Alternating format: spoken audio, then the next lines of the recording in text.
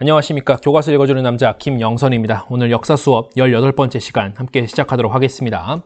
1대단원 문명의 발생과 고대 세계의 형성, 3중단원 고대 제국들의 특성과 주변 세계의 성장, 4소단원 로마가 제국으로 발전하다. 다시 1시간입니다.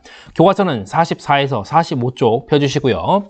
자, 주제 및 학습 목표 하나씩 읽어보도록 하겠습니다. 첫 번째입니다.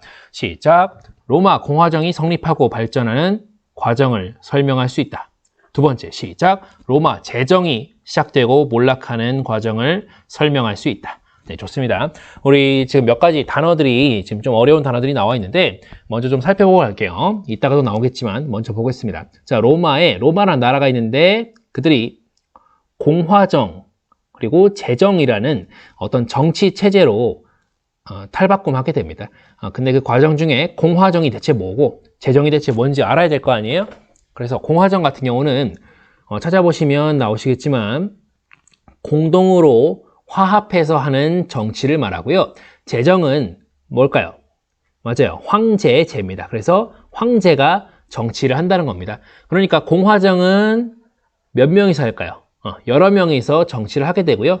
제정 같은 경우는 한 명이서 그 정치를 다 이끌어 나간다, 이런 얘기를 하고 있는 겁니다. 근데 로마가 공화정이 먼저 성립이 돼 있었고 그 이후에 발전하다가 공화정이 나중에 제정으로 바뀌어요. 황제로 바뀝니다. 황제 정치로.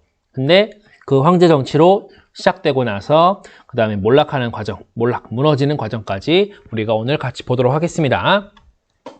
자, 그러면 우리가 봐야겠죠. 로마 공화정부터 이야기를 좀 보도록 하겠습니다. 1번입니다. 기원전 8세기 중엽 작은 도시국가에서 출발한 로마는 초기에는 뭐였대요? 여기 또 다른 단어가 나오네요. 왕정이었대요. 왕정은 뭐겠어요? 왕이 정치를 이끌어 나가는 거죠. 왕정이었으나 기원전 6세기 말 누구들이? 귀족들이 왕을 몰아내고 공화정을 수립하게 됩니다. 자, 이 문장 한번 기억을 해주시고 2번으로 들어갑니다. 자, 2번입니다. 로마 공화정 초기의 권력 구조를 정리해 봅시다. 권력 구조라는 것은 누가 어떤 권력을 갖고 있는지 그런 얘기를 하는 겁니다. 자, 행정과 군사를 담당하는 누군가 2명과 그리고 자문기관인 어떤 기관을 누가 독점합니까?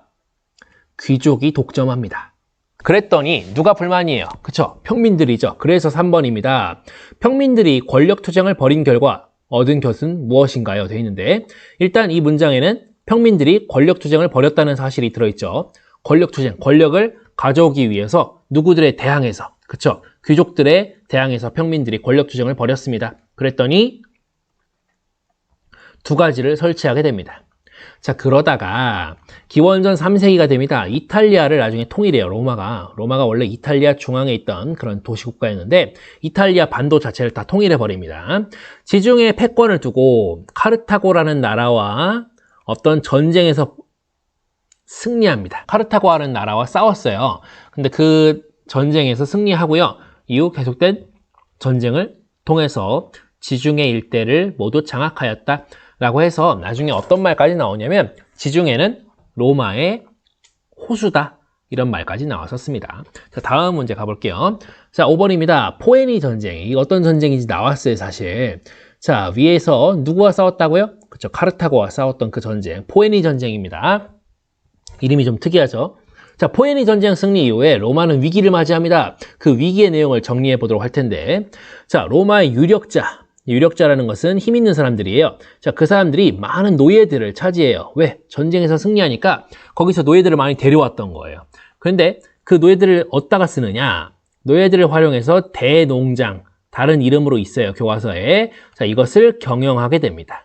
근데 그런 와중에 자영농들이 토지를 잃고 몰락하게 됩니다.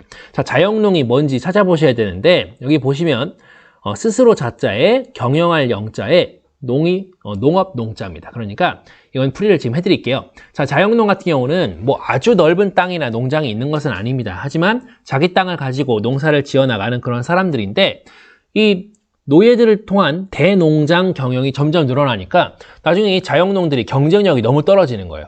그러다 보니까 경쟁력이 떨어지니까 나중에 토지를 점점 잃어버리게 돼요. 왜냐? 돈을 못 버니까 자기들이 경영하고 있는 그 농업조차 운영할 수가 없는 거죠. 그래서 이들이 몰락하게 됩니다. 그래서 어떤 이 빈칸 형제가 개혁을 추진해서 이 자영농들을 구제하려고 했어요. 근데 이것을 실패하게 됩니다. 그 이후에 카이사르라고 하는 사람이 등장합니다. 율리우스 시저 또는 카이사르라고 불리는 인물인데, 자, 이 사람이 강력한 군사력을 가지고 정권을 장악합니다. 그런데 이 사람이 너무 강력해지니까 한 사람이 너무 강력해지네?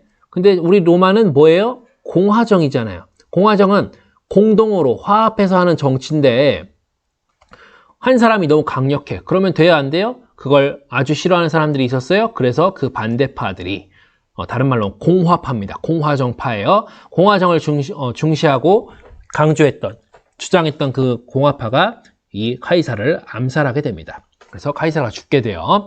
그랬는데 그럼에도 불구하고 로마 제정은 그대로 이어집니다. 자, 카이사르 이후에 로마 제정이 시작이 돼요. 사실 시작됐다고 보기에는 조금 애매하고 거의 제정으로 물들어 나간다 이렇게 보시면 되는데 왜 그런지 볼게요. 6번입니다. 카이사르가 죽은 이후 사후에 로마의 정세를 정리해 봅시다 되어 있는데 카이사르가 죽어요.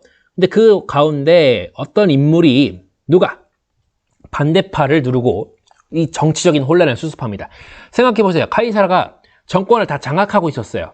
근데 이런 사람이 어느 날 갑자기 그냥 암살당해 버린 거예요. 그러니까 이 정치적으로 굉장히 혼란했겠죠. 그 이후에 로마의 정치, 군사권 등을 전권을 다 차지하고 나선 사람이 바로 이 정치적 혼란을 수습했던 그 사람이었다. 이 사람이 어떤 사람인지 찾아보셔야 돼요. 그리고 나중에 원로원이 이 사람에게 그에게 무슨 칭호를 부여합니다.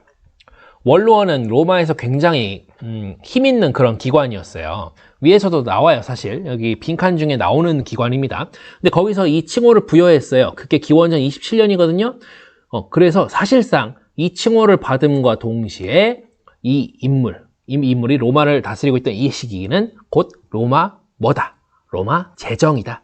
황제가 다스리는 나라가 됐다는 겁니다. 근데 이후에 로마가 약 200년간 로마 최고의 전성기를 맞이합니다. 그때를 우리는 이렇게 부릅니다. 팍스 로마나라고 부릅니다. 교과서에 표현 나오니까 반드시 기억하시고요. 굉장히 특이하죠. 공화정, 많은 사람들이 함께 다스리던 거, 공동으로 화합해서 정치하는 거. 근데 뭔가 더 좋아 보이잖아요. 그 시기가 아니라 제정 시기에 오히려 황제가 다스리던 1인 독재 시대에 더 최소의 전성기가 도래했다. 굉장히 특이한 일이죠. 자, 7번 한번 가볼게요. 그랬는데 어쨌든 이 로마의 제정도 나중에는 몰락하게 됩니다. 무너지게 돼요. 자, 2세기 말부터 정치 혼란하면서 정치가 혼란해져요. 3세기에 빈칸 시대가 전개되고요. 3세기 말이 되면 어떤 황제가 등장해요. 누가 등장해서 제국을 4개로 분할합니다. 사분할이라 그래요. 그래서 잘 해보려고 한 거예요. 사실 이 사분할이. 그러다가 4세기 초에 등장하는 어떤 황제가 있었어요. 이 황제는 대제라고 불렸습니다. 대제는 큰 황제라는 뜻이에요. 훌륭한 사람이란 거죠.